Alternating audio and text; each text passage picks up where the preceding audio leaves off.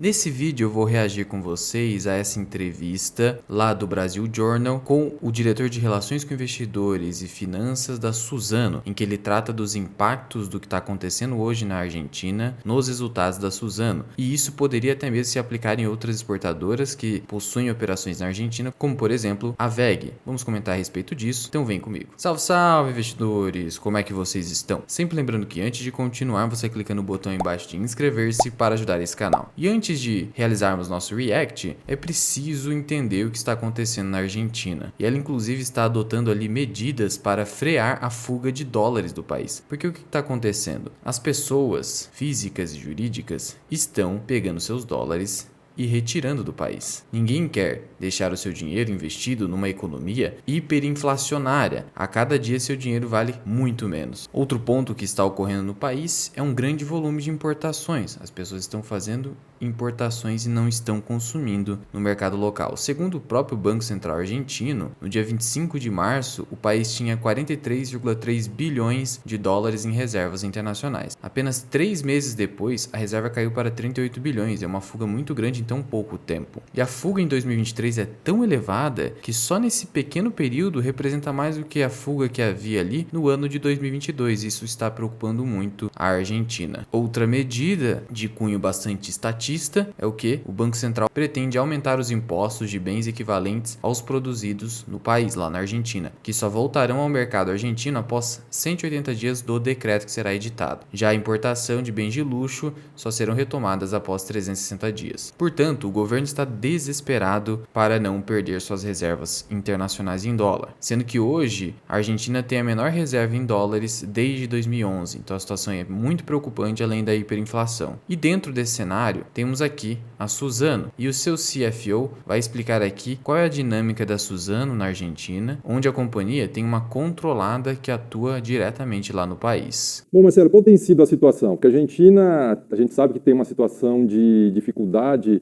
em ter moeda forte, em ter dólar em suas reservas. Isso está afetando as empresas brasileiras? Como tem sido o dia a dia das empresas brasileiras que operam na Argentina? Juliano, o que acontece é o seguinte, as empresas que operam via exportações para a Argentina, né, para depois revender o produto, elas acabam primeiro tendo cotas, né, local, de acordo com a disponibilidade argentina, então você não consegue exportar todos os produtos que você gostaria, ou que a demanda lá comportaria, então você já tem uma restrição por aí, e por ter essa restrição você tem em muitos mercados falta de produto lá. E ao ter falta, o preço desses produtos acaba sendo alto. O que acontece? Você faz um volume relativamente baixo de vendas, aí você vende a um preço alto, você faz um resultado grande, mas aí você não consegue retornar com esse resultado para sua matriz para remunerar o investimento que você fez. Então é como se fosse um resultado muito bom, porém ele acaba não se transformando em realidade para você que está fora da Argentina. Então isso já há alguns anos que é um problema, mas vem se agravando mais. Então, para que você entenda o que ele disse ali, ele disse basicamente que ao operar na Argentina, você consegue ter uma receita muito grande. Por quê? Porque embora a demanda e o poder de compra da população seja baixo, para aquele pequeno número de pessoas que adquire o produto da Suzano, e quando me refiro a pessoas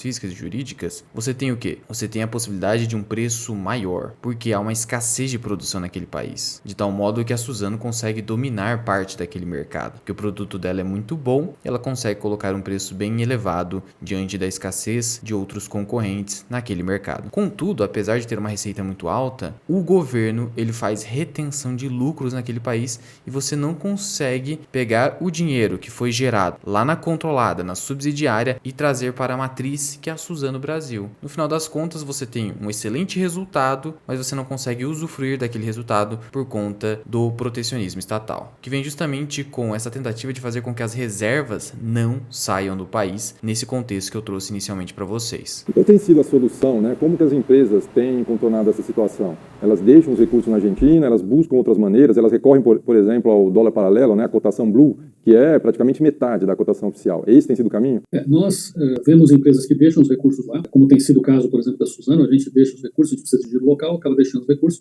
mas com o tempo vão se acumulando e você tem... o problema de você deixar lá também é como que você protege o valor, de investir em algum ativo que proteja o valor em dólares daquilo para você. Isso é sempre um desafio lá, né? Porque os tipos de investimento de curto prazo que você tem lá não são livres também, não tem tantas opções, você acaba comprando papéis do governo que não têm o mesmo nível de segurança que outros governos. Outras empresas optam por usar o mercado do dólar blue, né, que é o equivalente ao dólar paralelo, para remeter os resultados. Mas o dólar blue, ele é cotado a mais ou menos o dobro do dólar oficial. Então, ao remeter pelo blue, você remete metade dos dólares que você remeteria pelo oficial. Como você não consegue fazer pelo oficial, algumas empresas usam esse mecanismo. São mecanismos legais, são possíveis de ser usados, mas que não preservam o valor, né? Então, como vocês viram, existem duas soluções práticas encontradas pelas empresas para extrair os seus lucros da Argentina. Uma delas é a utilização do mercado paralelo de câmbio, o dólar blue, que é comumente conhecido lá na Argentina, que conforme a definição aqui do Infomoney, é um mercado de dólar paralelo que não detém a fiscalização do Banco Central, então seria, entre aspas, ilegal, e é um mercado que precifica o dólar de forma independente da precificação oficial, digamos assim. Só que como a cotação é diferente, isso impacta de forma diversa nos resultados da companhia, então isso acaba reduzindo resultados. Então esse pode ser um mecanismo encontrado ou o que tem sido feito pela Suzano, como ele informou, que é investir em títulos do governo argentino.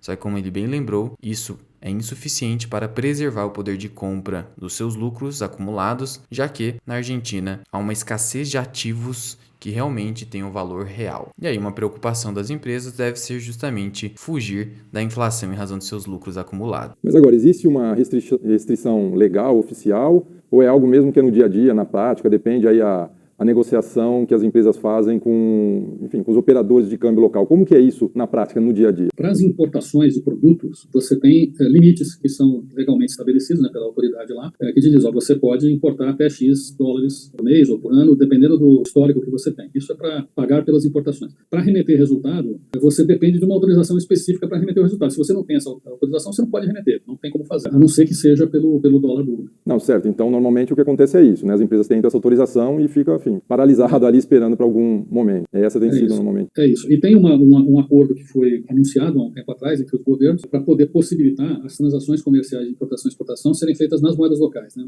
Pesos em reais.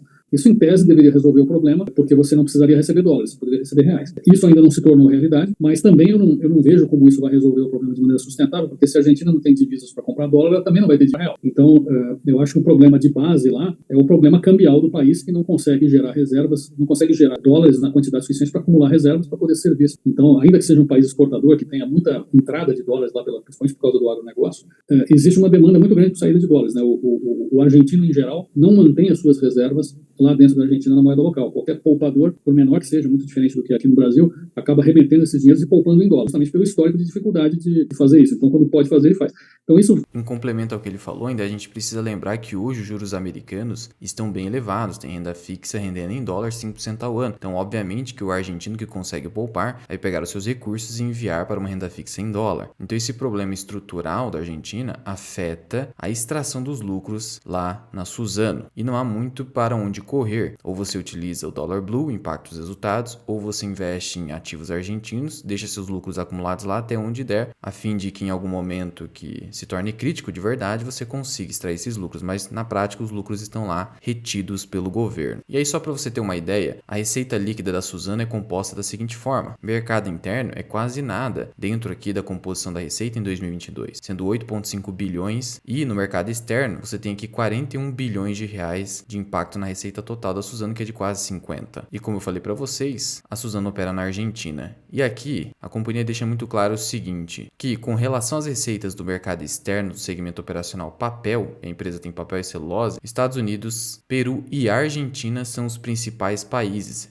representando a Argentina quase 20% do mercado externo. Já em celulose o impacto é menor, mas você pode colocar então que os resultados da Suzano no mercado externo seria da ordem de 20% aproximadamente. Então isso aqui é muito importante, então você tem uma receita forte na Suzano, só que você tem dificuldade de extrair esses lucros. E aí você fica sujeito a um país hiperinflacionário. E aí em relação à VEG, você também pode estar tendo esse tipo de coisa, já que aqui dentro da receita operacional líquida da VEG, 52% é mercado externo. Então ela é metade da receita é mercado externo e a outra metade, pouco menos da metade, é mercado interno. Sendo que a WEG também tem operação na Argentina, então isso também pode estar dificultando a extração de lucros na Argentina. Então é um excelente mercado para lucrar, contudo, você não consegue retirar esses lucros do país. Então é como muito bem dito aqui pelo Marcelo Bassi, é um resultado bom que você tem nesses países que não se transforma em realidade. Um resultado ilusório por conta do governo argentino. E no final das contas, você não tem soluções para resolver esse problema, porque o grande problema está na hiperinflação, na instabilidade econômica da Argentina e também da instabilidade econômica no mundo nesse momento. Porque o fato de os Estados Unidos estarem com juros elevados é porque lá também o país está sofrendo com a inflação, algo que não acontece historicamente com os Estados Unidos, que possuem uma inflação um pouco mais controlada, mas o momento atual é de extrema atenção do Banco Central norte-americano, que é o Fed. E por conta disso, as pessoas, os argentinos, poupadores, como eu já falei para vocês, preferem colocar seus recursos não na Argentina, onde seu dinheiro não vai valer nada, mas sim em renda fixa em dólar, rendendo 5% ao ano, por exemplo. E qual a consequência prática que podemos extrair disso aqui? Que se a Argentina continuar agindo dessa maneira, com extremo intervencionismo e protecionismo, isso vai gerar fuga também das empresas da Argentina, porque não basta ter um bom resultado se você não consegue usufruir desse resultado. Se o governo tem que ficar retendo e precisando dele autorizar você tirar aquele recurso de lá. Isso pode gerar então ainda mais desemprego na Argentina, porque essas fábricas podem sair de lá simplesmente. Então, enquanto o Estado não avaliar adequadamente a relação custo-benefício das suas decisões, a economia vai sendo destruída aos poucos e o político obviamente vai jogar a culpa no mercado, que é extremamente ganancioso, e